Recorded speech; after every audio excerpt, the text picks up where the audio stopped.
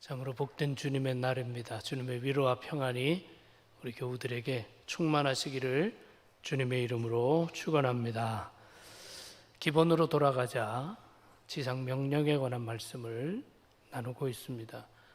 주님 주신 지상 명령을 잘 읽어보면 이것을 수행하기 위한 최소한 4가지 행동 또는 사명이 나옵니다. 너희는 가라라는 것이 나오고요. 제자를 삼으라, 세례를 베풀라, 내가 분부한 모든 것을 가르쳐 지키게 하라. 4가지 행동, 4가지 사명이 나오고 있습니다. 지상명령은 단순히 전도하라 이렇게 단순하게 끝나는 것은 아닙니다. 먼저 첫 번째 행동, 첫 번째 명령, 너희는 가라라고 명합니다. 그러므로 가서라고 번역되어 있습니다. 오늘 본문과 함께 지상명령을 또 다르게 잘 표현하고 있는 것이 사도행전 1장 7절 8절입니다. 이르시되 때와 시기는 아버지께서 자기의 고난에 두셨으니 너희가 알 바 아니요 오직 성령이 너희에게 임하시면 너희가 권능을 받고 예루살렘과 온 유대와 사마리아와 땅 끝까지 이르러 내 증인이 되리라 하시니라. 예루살렘과 온 유대와 사마리아와 땅 끝까지 이르러 내 증인 되라. 이것이 지상 명령입니다. 그러므로 전도나 선교는 신앙인들이, 제자들이 떠나는 데서부터 시작되는 것이죠. 가라. 가서 무엇을 하라는 것입니까? 증인 되라는 것입니다. 예수님을 믿는 자로, 복음을 받은 자로 증인 역할을 하라라고 말씀합니다. 당연한 결과겠지만 연구를 보면 소비자들의 90%는 그 회사가 물건을 선전하는 이야기보다 다른 소비자가 그 물건을 쓴 다음에 한 이야기를 훨씬 더 신뢰한다는 것이죠. 물건에 대해서 다른 사람이 좋게 추천한다면 31% 정도의 배상이 더 늘어난다는 것입니다. 우리들도 호텔이나 무슨 펜션이나 식당을 찾는다면 찾아보고 꼭 뭐를 읽습니까? 방문 후기, 리뷰를 읽습니다. 그들이 경험해 본 사람들이 쓴 것을 사람들은 훨씬 더 신뢰하게 됩니다. 여러분, 복음에 대해서도 마찬가지입니다. 주님에 대해서도 사람들의 마음속에 신뢰도를 높여주는 것은 주님을 아는 자들, 믿는 자들이 무엇을 증거하느냐에 달려 있습니다. 바로 저와 여러분들이 삶 속에서 신앙을 어떻게 나타나느냐에 따라서 다른 사람들에게는 주님에 대한 신뢰도가 높아진다는 것이죠. 고린도전서 1장 21절을 보시면 하나님의 지혜에 있어서는 이 세상이 자기 지혜로 하나님을 알지 못하므로 하나님께서 전도에 미련한 것으로 믿는 자들을 구원하시기를 기뻐하셨도다. 사도 바울이 이런 표현을 많이 합니다. 복음을 전할 때 인간의 지혜로 되는 것이 아니다. 말 잘한다고 되는 것이 아니다. 뭐 상대방에게 혹하게 설명을 잘해서 되는 것이 아니다. 설명이 아니라 증거가 필요하죠. 설명이 아니라 증인됨이 필요한 것이죠. 내가 만난 주님, 내가 들은 복음, 내가 예수 믿음으로 생긴 내 삶의 변화, 이런 것들이 성령께서 사용하는 도구가 된다는 뜻입니다. 그러므로 가서, 그러므로 가라, 증인되라 라고 말씀합니다. 자, 너희는 가라는 의미 속에 첫 번째 의미는 세상은 곧 나의 선교지이다 라는 뜻 아닙니까? 세상은 곧 나의 사명이 있는 곳이다 라는 것입니다. 우리 그리스도인들은 지상명령의 관점으로 볼 때 세상에 파송받은 주님의 제자들입니다. 우리가 멀리 땅끝에 가서 섬겨야만 선교사가 되는 것이 아닙니다. 선교는 분명 예루살렘부터 시작입니다. 예루살렘, 유대, 사마리아 땅끝까지 이어지는 것이죠. 우리가 거하는 그 자리가 선교의 출발점입니다. 지금 내가 살아가고 있는 환경, 내가 살아가고 있는 공동체, 내가 만나는 수많은 사람들이 바로 우리에게 사명으로 주어진 사람들이다라는 뜻입니다. 주님께서 먼저 가라고 말씀하시는데 어디로 가야 되겠습니까? 가정으로 가라는 거예요. 일터로 가라는 겁니다. 학교로 가라는 거예요. 우리가 만나는 커뮤니티와 친구들에게 가라고 명령하고 있습니다. 그곳에서 내가 만난 그리스도, 그곳에서 내가 받은 복음에 대해서 드러내며 살아갈 수 있어야 한다는 것이죠. 여러분, 우리의 생각과 관심과 행동이 교회 안에만 머물러 있다면 지상 명령을 감당할 준비는 전혀 되어 있지 않는 것입니다. 성경을 보면 그리스도인의 존재 가치나 책임에 대해서 다양하게 표현합니다. 너희는 그리스도의 향기라고 말하죠. 너희는 그리스도의 편지라고도 말합니다. 너희는 그리스도의 대사라고도 말씀합니다. 고린도후서 5장 17절을 보니까 그런즉 누구든지 그리스도 안에 있으면 새로운 피조물이라 이전 것은 지나갔으니 보라 새 것이 되었도다. 모든 것이 하나님께로 났으며 그가 그리스도로 말미암아 우리를 자기와 화목하게 하시고 또 우리에게 화목하게 하는 직분을 주셨으니 곧 하나님께서 그리스도 안에 계시사 세상을 자기와 화목하게 하시며 그들의 죄를 그들에게 돌리지 아니하시고 화목하게 하는 말씀을 우리에게 부탁하셨느니라. 20절 함께 읽겠습니다. 그러므로 우리가 그리스도를 대신하여 사신이 되어 하나님이 우리를 통하여 너희를 권면하시는 것 같이 그리스도를 대신하여 간청하노니 너희는 하나님과 화목하라. 우리가 그리스도 안에 있는 새로운 피조물이라고 고백하면서 이어지는 말씀이 우리가 그리스도를 대신하여 사신이 되어 라고 말하고 있습니다. 사신, 대사라는 뜻입니다. 바로 사신이나 대사는 자기 자신을 대표하는 사람이 아니라 자기를 보낸 자들, 자기를 보낸 기관을, 자기를 보낸 나라를 대표하는 사람입니다. 우리 신앙인들은 세상에서 나를 드러내고 나를 자랑하는 것이 아니라 나의 주님, 내 삶의 주관자 되신 하나님의 영광을 드러내며 살아가는 것, 그것이 지상 명령입니다. 과거 미국 정치의 이야기에 보면 유명했던 슐츠라는 국무장관이 계셨어요. 슐츠 국무장관이 있었는데 각 나라 대사를 파송할 때 이 국무장관이 만나서 마지막 아마 대화를 가지고 그런 일을 했던 것 같습니다. 그 파송받은 대사들을 보내면서 꼭 한 가지 물었다고 합니다. 일종의 테스트일 수도 있죠. 한 가지를 물었는데 그 국무장관 방에 있는 그 지구본을 가리키면서 이제 당신의 나라가 어디인지 지적해보라, 손가락으로 지적해보라 그런다는 거예요. 거의 모든 대사가 다 실패한답니다. 파송받고 가서 일할 나라를 찾아서 손가락을 짚는다는 거예요. 이제 당신의 나라가 어딘지 짚어보세요. 내가 가서 일할 나라를 다 찾아서 짚습니다.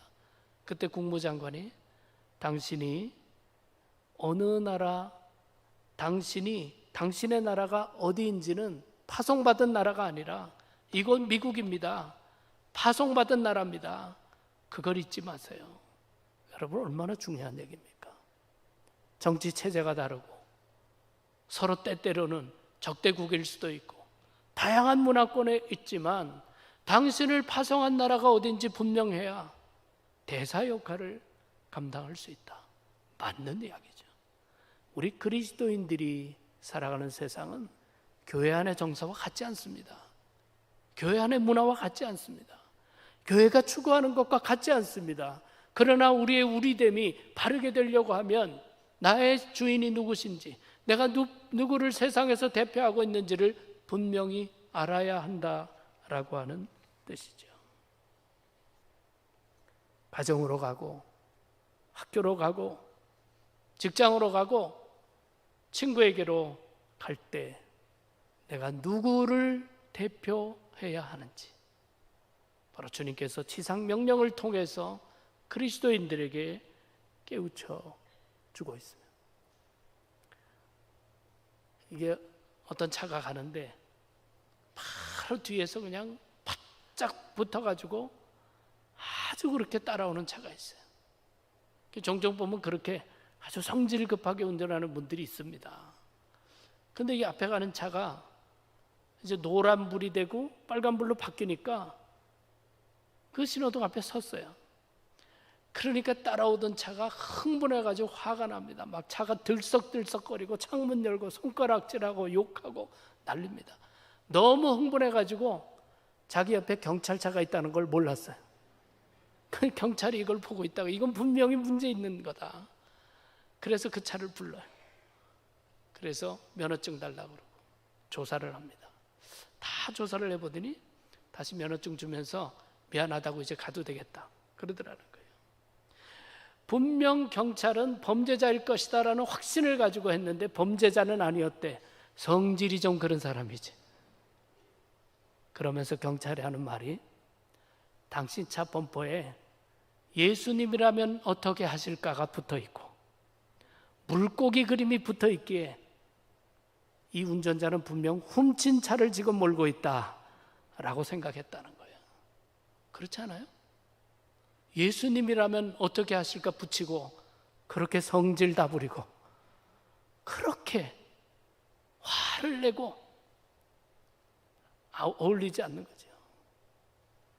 제가 목회하는 동안 주차가 쉽지 않아서 교인들에게 교회 스티커를 차에 좀 붙이도록 했던 때가 있습니다. 제가 그때 경험해 보니까요, 교인들이 교회 스티커를 차에 잘 안 붙이려고 그래. 안 붙이려고 그래. 그래서 담당하고 있는 안수 집사님께 한번 여쭤봤어요. 왜 교인들이 그 스티커를 좀 잘 안 붙입니까? 교회에서 서로 좀 편리를 하고 이렇게 좀 요청하는데 왜 잘 안 붙입니까? 그 안수 집사님이 고울나래 하면서 목사님, 사실은요, 저도 사업상 가끔은 술집도 갑니다. 근데 어떻게 교회 스티커 붙이고 가겠습니까? 제가 그분 집사님한테 집사님도 참 신앙인이네요 그랬어요. 최소한 교회를 드러나서는 안 될 곳, 내가 교인이라면 가지 말아야 할 곳, 갈 수밖에 없지만 교인 드러내지 않겠다는 거 아닙니까? 그래도 지키고 싶은 것이 있다는 거죠. 여러분, 우리가 가라고 부름받지만 나를 보내신 분이 누군가가 불분명하면 가도 도움이 안 됩니다. 나를 파송한 분이 누군가, 내가 누구를 대표하는 사람인가라는 게 분명할 때 어디에 가든지 주님께서 원하시는 모습을 나타내며 살아갈 수 있습니다. 또 한 가지 가라는 의미 속에는 안주하지 말라는 뜻이 담겨 있습니다. 은혜 받으면 받은 대로 앉아있지 말고, 진리를 깨달으면 깨달은 대로 앉아있지 말고, 안주하지 말고 전하라는 거 아닙니까? 나가라는 것 아닙니까? 여러분, 우리가 선교에 대해서 전도해서 아무리 심각하게 생각하면 뭐합니까? 나가지 않는데, 전하지 않는데 아무런 열매 맺혀지지 않는다는 거예요. 그래서 복음은 결코 지체하지 말아야 한다. 우리가 전할 때 거기에 열매도 있기 때문이죠. 나폴레옹이 한 번은 그 신하들에게 이 나폴레옹의 군대들이 이 그늘의 도움을 좀 받도록 파리시에 나무를 심으라 그랬다는 거예요. 똑똑한 참모 하나가 이게 지금 심어도 그늘 만들려면 20년은 걸립니다 라고 했다는 거예요. 그때 나폴레옹이 주저하지 않고 선한 일이면 당장 실시하라고, 기다릴 이유가 뭐가 있느냐, 그렇게 얘기했다는 거예요. 여러분, 선한 일이면 당장 해야 되죠. 씨를 뿌린다고 열매가 바로 나오는 것 아닙니다.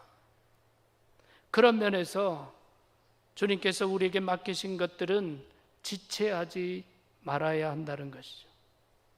우리가 깊이 생각해 보면요, 복음을 전했을 때 다른 영혼이 그 복음을 듣고 구원 얻게 되는 것은 궁극적으로 하나님의 역사입니다. 성령의 역사입니다. 우리는 뿌릴 뿐이에요. 때로는 우리가 가꿀 수 있는 만큼 물 주고 가꿀 수 있습니다. 그러나 열매 맺게 하시는 분은 하나님이십니다. 내가 판단하고 내가 계산하면 주저하게 됩니다. 연기하게 됩니다. 하지 않게 됩니다. 그러나 전적으로 역사하시는 분은 하나님이시고 다만 나는 순종할 뿐이다 라고 생각하면 지체할 이유가 없습니다. 이러한 점에서 전도에는, 선교에는 실패가 없다, 그런 말이 있어요. 왜냐하면 거두시는 분이 하나님이시기 때문이죠. 그러나 그럼에도 불구하고 전도에도 유일한 실패가 있는데 그것은 전도하지 않는 것이다 라는 거예요. 내가 씨를 뿌리지 않는데 어떻게 하나님의 역사에서 자라나서 열매 맺게 할 수 있겠습니까? 내가 계산하고 내가 판단하면 지연하게 됩니다. 주저하게 된다는 것이죠. 또 한 가지 우리로 하여금 안주하게 만드는 것이 있는데 그것은 목적을 잃어버릴 때입니다. 하나님께서 근본적으로 교회를 한 생명이라도 더 살려내라고 교회를 세웠는데 교회와 그리스도인들이 목적을 잊어버립니다. 그러면 교회 생활만 바쁘게 되고 교회 생활 속에 빠져 있게 되는 것이죠. 제가 신학교 들어가자마자 목회하고 언론 책을 보면서 그 책에서 본 이야기를 굉장히 마음속에 깊이 새기고 지금까지도 생생하게 기억하고 있습니다. 제가 한두 번은 말씀드렸어요. 교회가 뭐냐라는 것을 표현하는 하나의 이야기인데요. 대략 이런 이야기입니다. 어떤 사람이 아주 급류가 심한 강에서 휩쓸려 가다가 이 조그만 배를 타고 급류에 휩쓸린 사람을 건져주겠다는 사람에 의해서 구출이 돼요. 생명을 건진받습니다. 그러니까 너무 감사해서 나도 당신처럼 좋은 일 좀 하고 싶다 그래서 자기가 배를 하나 사요. 그래서 그 배를 가지고 자기도 급류에 휩쓸린 사람을 구해주는 일을 합니다. 둘이 같이 하니까 구출하는 사람도 늘어나요. 그러다 보니까 그 사람 중에 나도 선한 일을 하겠다. 자기 배 사고 와서 또 같이 해요. 그러니까 구출하는 사람들이 많아지니까 열매도 많아지는 것이죠. 그러다 보니까 구출하는 배주인들이 우리가 모임을 하나 만듭시다. 그래야 효과적으로 시간차도 서로 잘 조절하고 더 효과적으로 일할 수 있습니다. 모임을 만들었어요. 모임을 만들다 보니까 이 모임이 잘 운영되기 위해서 회장 뽑읍시다. 총무 뽑읍시다. 임원 뽑아요. 그렇게 하고서 일하다가 보니까 급류에 휩쓸리는 사람은 별로 관심이 없어지고 다음번 누가 회장하냐 여기에 모든 에너지가 다 담겨 있습니다. 회의하다 서로 다투기도 하고 거기에 많은 에너지를 씁니다. 그러니까 처음에 배를 사서 나도 좋은 일을 해야 되겠다라고 시작했던 사람이 회의가 듭니다. 여기 있으면 안 되겠다. 그래서 탈퇴하고 자기 배를 끌고 다른 데 가서 급류에 휩쓸린 사람이 열심히 건져내기 시작합니다. 그래서 건져내다 보니까 또 다른 사람이 고마워서 자기 배를 사서 같이 건져내기 시작합니다. 둘이 같이 건져내다 보니까 더 효과가 나타납니다. 또 다른 사람도 참여합니다. 그러다 보니까 이 구조하는 사람들이 회의를 만들자. 효과적으로 하기 위해서 그 회의를 만듭니다. 그래서 하다 보니까 임원 뽑읍시다. 점점 어떻게 돼요? 급류에는 관심이 없어지고 임원 선거에 에너지를 쓰고 회의하는 데 에너지를 씁니다. 그래서 이 사람이 보니까 여기도 다른 바가 없구나 실망하고 자기 배를 빼서 다른 급류 지역으로 또 갑니다. 거기서 다시 일을 시작합니다. 그 다음 얘기는 여러분들이 하실 수 있어요. 예? 여러분 오늘날 교회가 이런 모습이 얼마나 많이 있습니까? 본래의 목적을 잊어버리기 때문에 엉뚱한 것에서 에너지 쓰고 시간 쓰고 안주하고 열매가 없습니다. 우리가 목적을 잃어버리면 쓸데없는 곳에서 분주하게 지낼 뿐 누가 높으냐가 중요해질 뿐 교회에 맡기신 사명에는 관심이 없어지는 것이죠. 그러므로 가라는 주님의 지상명령을 생각할 때 우리 그리스도인과 교회는 결코 정적인 데 머물러 있어서는 안 된다는 것이죠. 우리 앞만 들여보고 있지 말아야 합니다. 우리가 나가야 할 세상, 가정, 사회를 바라보아야 합니다. 전도와 선교는 막연하게 기대하고 있는다고 해서 열매 맺혀지지 않습니다. 지상명령을 중요하게 생각하는 사람이라면 의도적이고 적극적이고 능동적으로 나아갈 계획을 하고 행동해야 합니다. 누구든지 알아서 우리 교회에 오세요라고 성전 안에서 머무른 것이 아니라 세상을 향해서 나갈 수 있어야 사명을 감당할 수 있는 것입니다. 마땅히 나가라는 주님의 명령을 잊어버리거나 주님께서 주신 사명을 잊어버리지 말고 그러므로 가라. 지상 명령의 본질에 충실한 우리 모두가 될 수 있기를 주님의 이름으로 축원합니다. 두 번째는 이 지상 명령은 영혼에 대하여 책임적이어야 한다라는 것을 가르쳐 줍니다. 네 가지 명령, 네 가지 행동을 생각했습니다. 그러므로 가라는 것, 제자를 삼으라, 세례를 베풀라, 내가 분부한 모든 것을 가르쳐 지키게 하라. 오늘 이 시간 이 나머지 세 개를 다 구체적으로 생각하기는 어렵습니다. 하지만 전체적으로 볼 때 우리에게 주시는 깨달음이 있습니다. 전도와 선교의 사명은 그저 단순히 전도지 나눠주면 된다거나 또는 그 결과로 사람이 교회에 오면 끝났다라고 생각해서는 안 된다는 것이죠. 왜냐하면 가서 증인되는 것뿐만 아니라 제자를 삼아야 되고 세례를 베풀어야 되고 주님의 말씀을 가르쳐서 지키게 하라는 명령이 포함되어 있기 때문이죠. 여러분, 세례를 베풀려면 예수 그리스도를 주로 고백하는 과정이 있어야 되지 않습니까? 예수 그리스도가 누구라는 것을 알아야 되지 않습니까? 제자를 만들려면 예수님을 닮아가야 됩니다. 그 길을 따라가야 됩니다. 주님 가르쳐 주신 말씀을 가르치고 지키게 하려면 얼마나 많은 노력과 기도와 격려와 협력이 필요한지 모릅니다. 단순히 교회 건물 안에 들어왔다고 해서 열매가 끝난 것이 아니라는 거죠. 지상 명령을 감당하려면 그 영혼에 대한 구체적인 관심과 도움이 반드시 따라와야 된다는 것을 말합니다. 종종 보면 우리 교우들 가운데 열심히 전도하고 신앙에 관심을 보여서 집 가까운 교회를 나가라고, 어디도 좋으니까 가까운 교회 나가세요, 이렇게 얘기하시는 분들이 계세요. 좀 자랑하듯이 얘기하시는 분들이 계시는데 그럴 때마다 저는 그런 생각합니다. 당신 자녀면 아무 교회나 나가라고 했을까? 우리 자녀라면 집 근처 아무 교회나 나가라 그렇게 말했을까? 결코 그렇지 않았을 거예요. 여러분, 오늘날 어떻습니까? 우리 믿는 사람도 예외 없습니다. 내 자식 미래를 위해서 어느 지역에 살까? 어디가 학군이 좋은가? 어디가 좋은 학원이 있는가? 다 살펴서 무리해서라도 다니는 게 오늘날 사람들 아닙니까? 아무데나 사세요. 아무데나 가세요. 과연 그러겠습니까? 우리 교우들 가운데 자녀들이 유학을 가거나 다른 도시를 가면 저에게 물어오시는 분들이 계세요. 그 지역에 좋은 교회 좀 소개해주세요. 여러분, 이게 마땅한 겁니다. 어떻게 아무 데나 가라고 그러세요? 그냥 가까운 데 가. 그렇게 지도하는 부모님 계세요? 안 계시잖아요. 왜냐하면 교회라는 것은 간판 붙어 있으면 되는 게 아니에요. 영혼을 사랑하는 교회인가? 잘 신앙 안에서 건강하게 사명을 감당하는 교회인가?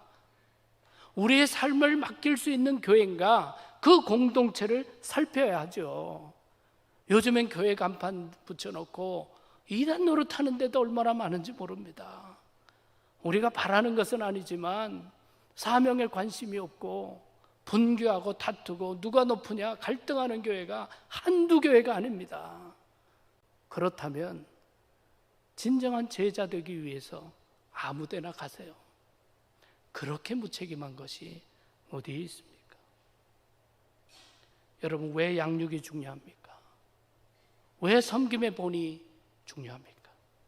세상에서는 그리스도를 나타내는 것이고 신앙 공동체 안에서는 믿음의 본을 보이며 자라갈 수 있도록 돕는 길이기에 그것이 중요하니라. 우리가 지상 명령을 살펴볼 때 영혼을 끝까지 책임져야 된다는 사명도 있고 이 사명은 교회가 더불어 감당해야 한다라는 메시지도 있습니다. 제자를 삼는 것, 세례를 베푸는 것, 주님 분부한 것을 가르쳐 지키게 하는 것, 나 홀로 할 수 있는 일이 아닙니다. 신앙 공동체가 함께 해야 하는 일입니다. 여러분, 우리가 신앙의 기본 본질로 다시 돌아가야 합니다. 표류하는 데서 바른 목적을 찾아 나가야 합니다. 우리가 지상 명령을 보면서 결코 안주하지 말고 우리를 만나주신 주님 뜻을 붙들고 가정으로 갈 수 있고 사회로 갈 수 있고 학교로 일터로 나아갈 수 있어야 합니다. 뿐만 아니라 우리가 어디에 처하든지 그리스도의 향기가 되고 그리스도의 대사가 되는 그런 아름다운 역사가 우리 개인적으로 교회적으로 늘 함께 하시기를 주님의 이름으로 축원합니다. 기도하겠습니다. 사랑의 주님, 감사합니다. 우리와 하여금 기본으로 돌아가라고, 신앙의 본질로 돌아가라고 주님께서 말씀하시고 깨우쳐 주시니 감사드립니다. 우리에게 위탁하신 지상 명령 붙들고 말씀에 순종하는 우리 모두가 되게 하여 주시옵소서. 예수 그리스도 이름으로 기도하옵나이다. 아멘.